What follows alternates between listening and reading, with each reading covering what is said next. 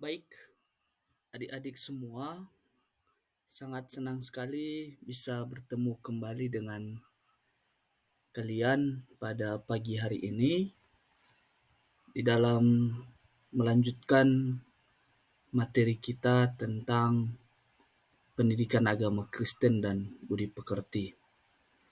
Pada pagi hari ini, saya mau menyampaikan materi tentang menjadi dewasa dalam segala aspek. Saya berharap adik-adik semua dapat lebih semangat di dalam mengikuti seluruh rangkaian pembelajaran pada hari ini. Sebelum kita lanjutkan materi kita pada saat ini, saya rasa saya perlu menyampaikan kepada seluruh adik-adik semua kira-kira apa sih yang akan menjadi capaian pembelajaran yang harus dicapai setelah belajar pada materi ini. Kemudian apa elemennya, apa sub-elemennya, tujuan pembelajaran, serta alur tujuan pembelajaran. Capaian pembelajaran yang harus dicapai setelah belajar pada materi ini adalah adik-adik semua dapat menganalisis pertumbuhan diri sebagai pribadi dewasa melalui cara berpikir, berkata, dan bertindak. Sedangkan elemennya adalah Allah berkarya dan sub-elemennya Allah pencipta.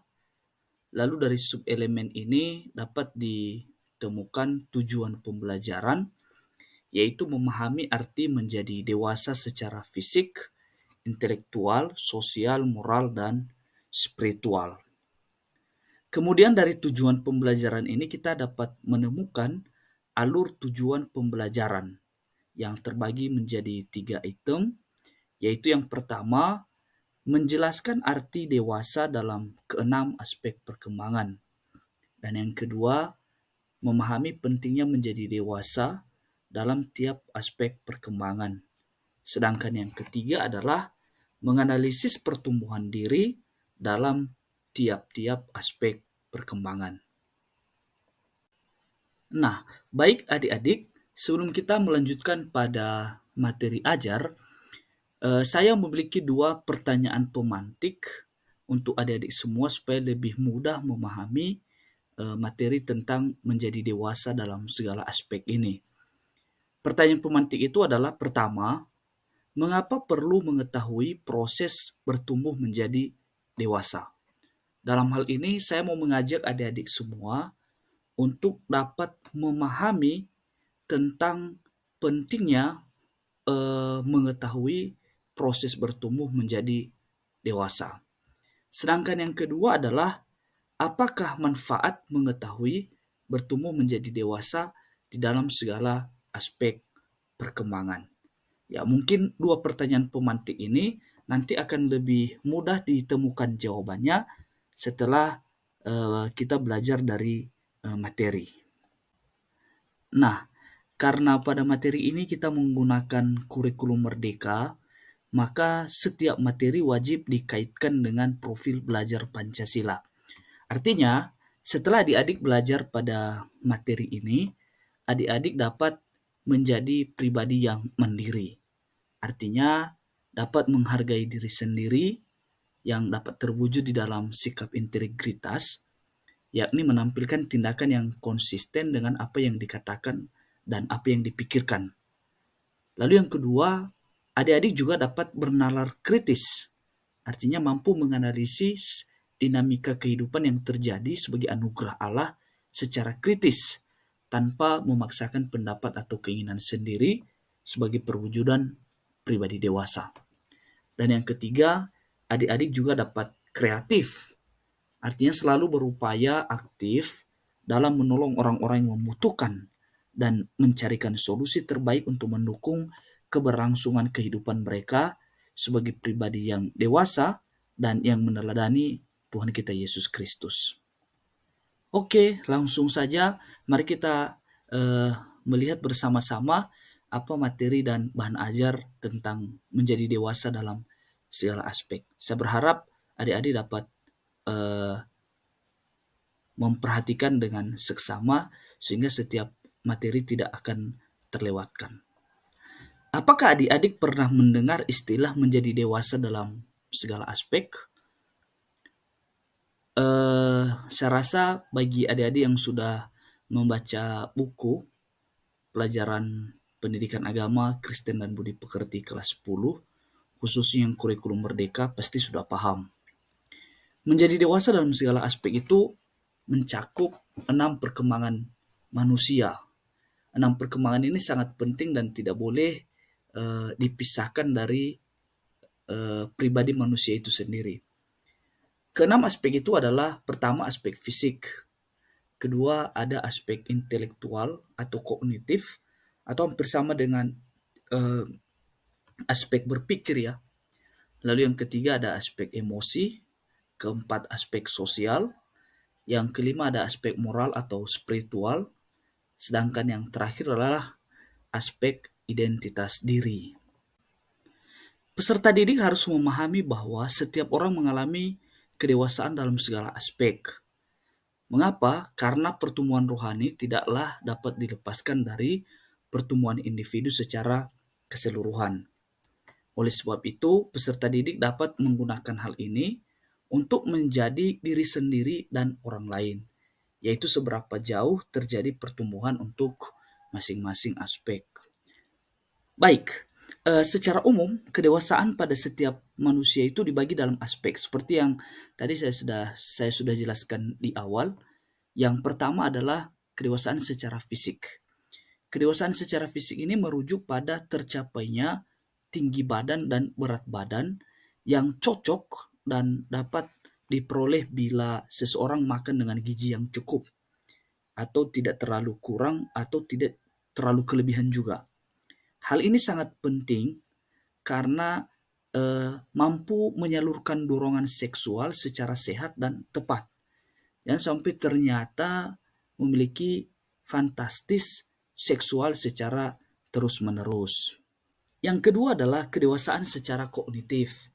Kedewasaan secara kognitif ini merujuk pada kemampuan seseorang di dalam membuat keputusan secara logis atau bisa dikatakan masuk akal ya, dan memahami berbagai perkembangan kehidupan yang ada dan mampu untuk mengembangkan kemandirian, menjadi kritis dan kreatif. Sedangkan yang ketiga adalah kedewasaan secara emosional. Kedewasaan secara emosional ini merujuk pada kemampuan menyatakan emosi, baik secara positif maupun secara negatif, dengan alasan yang tepat. Cara yang tepat dalam situasi yang tepat dan terhadap orang yang secara tepat. Ini adalah sebagai bukti kedewasaan emosional di dalam menjalani kehidupan sosial. Selanjutnya yang keempat adalah kedewasaan secara sosial. Kedewasaan secara sosial ini merujuk pada suatu kemampuan seseorang untuk dapat berinteraksi dengan orang-orang lain yang ada di sekitarnya, baik itu terhadap golongan usia, latar belakang suku, agama, dengan tidak memandang diskriminasi sebagai perwujudan nilai moderasi beragama dan juga profil belajar Pancasila. Bagi orang-orang yang sudah dewasa secara sosial ini, mereka percaya bahwa kehidupan ini akan lebih bermanfaat apabila kita bermakna bagi orang lain. Di sini Tuhan Yesus telah menjadi teladan bagi kita bagaimana bisa menjadi pembawa solusi di tengah-tengah perbedaan yang ada. Yang kelima adalah kedewasaan secara moral. Kedewasaan secara moral ini dipandang sebagai sesuatu sikap yang bijak di dalam hal mengasihi. Di dalam kitab Injil Matius, Tuhan Yesus pernah mengajarkan kepada ahli-ahli Taurat dan juga orang-orang banyak pada waktu itu bahwa hukum yang paling utama dan terutama di dalam dunia ini adalah mengasihi Tuhan dan mengasihi sesama. Jika sikap ini sudah dimiliki oleh manusia, maka manusia tersebut telah dinyatakan dewasa di dalam hal moral. Sedangkan yang terakhir atau yang keenam adalah kedewasaan secara spiritual. Nah, adik-adik coba perhatikan gambar di sebelah kiri Di situ ada gambar Alkitab dan juga ada gambar tangan yang sedang berdoa. Ini menandakan salah satu bukti kedewasaan secara spiritual. Kedewasaan secara spiritual itu artinya menunjukkan iman yang teguh sebagai pribadi yang percaya kepada Tuhan Yesus Kristus yang adalah Sang Juru Selamat dan juga Sang Pembebas kita dari dosa, dan ini dapat diwujudkan melalui ketekunan beribadah. Kemudian mensyukuri berbagai anugerah yang Allah berikan baik dalam keadaan suka maupun di dalam keadaan duka, termasuk juga di dalam mensyukuri keberadaan dirinya sebagaimana adanya. Di dalam Alkitab ada dua contoh atau gambaran yang telah disampaikan kepada kita bagaimana seseorang harus dewasa di dalam hal spiritual. Yang pertama misalnya di dalam Lukas pasal 2 ayat 52. Di situ dikatakan bahwa Tuhan Yesus mengalami pertumbuhan baik secara fisik maupun juga dalam kehidupan maupun pengajarannya. Sedangkan yang kedua, misalnya Rasul Paulus di dalam 1 Korintus pasal 14 ayat 20, dia menyampaikan bahwa pengajaran eh, tentang dewasa di dalam hal pemikiran itu sangat penting, harus dimiliki oleh setiap pengikut Kristus. Nah, adik-adik, itulah tadi 6 aspek perkembangan di dalam diri manusia. Sekarang kita akan melihat untuk apakah seseorang itu atau seorang anak harus dewasa dalam segala aspek. Seorang anak harus bertumbuh dewasa dalam segala aspek. Itu disebabkan karena pertumbuhan menjadi dewasa itu adalah sebuah tugas dari tiap-tiap orang. Sebagai pengikut Kristus kita memaknai pertumbuhan ini seturut dengan teladan yang sudah diperlihatkan oleh Tuhan Yesus Kristus. Oleh sebab itu janganlah kita puas bila kita masih bertahan pada sikap kekanak-kanakan. Misalnya Rasul Paulus pernah memberikan pesan di dalam 1 Korintus pasal 14 ayat 20, di mana pada ayat itu dijelaskan bahwa perlu sekali pertumbuhan menjadi semakin dewasa secara spiritual. Secara ringkas dapat dikatakan bahwa bertumbuh menjadi dewasa secara spiritual hanyalah dapat diperoleh bila seseorang menjaga hubungan yang akrab dengan Tuhan melalui doa dan pembacaan firman Tuhan. Jadi dapat disimpulkan dari ayat ini kita diajarkan bahwa kita itu akan menjadi pribadi yang dewasa secara spiritual apabila kita dapat membangun relasi yang baik atau hubungan yang baik kepada Tuhan, dan hal itu dapat dilakukan dengan dua cara. Pertama misalnya meningkatkan ibadah atau doa kita kepada Tuhan, dan yang kedua adalah kita rajin membaca firman Tuhan.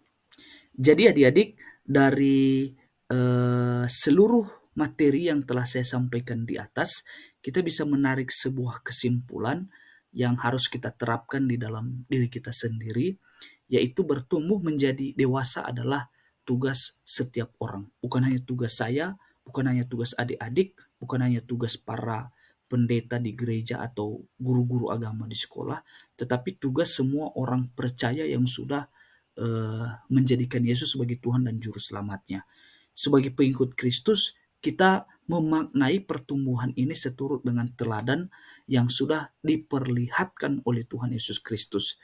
Oleh sebab itu sekali lagi, janganlah kita puas apabila kita masih bertahan pada sikap kekanak-kanakan. Nah, setelah kita sudah belajar dari semua materi, sekarang ada 4 pertanyaan Bapak Berkat untuk adik-adik semua supaya lebih semangat di dalam belajar dan juga membaca buku pelajaran. Yang pertama adalah adik-adik akan menjelaskan bagaimana cara mensyukuri pertumbuhan sebagai pribadi yang bertumbuh semakin dewasa. Yang kedua adalah adik-adik juga harus bisa menjelaskan bagaimana seseorang dikatakan dewasa jika dihubungkan dengan emosinya. Yang ketiga adalah adik-adik juga harus bisa menjelaskan apa yang dimaksud dengan dewasa secara moral. Dan yang terakhir, adik-adik harus bisa menjelaskan kira-kira apa saja ciri-ciri perubahan perkembangan fisik di usia yang sudah dewasa. Jika keempat pertanyaan ini sudah selesai dijawab, maka nanti kita akan membahasnya secara bersama-sama. Nah, baik adik-adik, Mungkin itu saja materi yang bisa saya sajikan untuk pagi hari ini. Saya berharap adik-adik semua dapat belajar sungguh-sungguh, belajar lebih semangat, eh, sehingga setiap materi yang sudah disampaikan ini boleh menjadi bekal bagi kamu semua untuk lebih memahami materi tentang menjadi dewasa di dalam segala aspek. Sekali lagi terima kasih sudah menikmati materi ini dengan baik. Eh, Mohon maaf atas kelemahan dan kekurangan. Tuhan Yesus memberkati.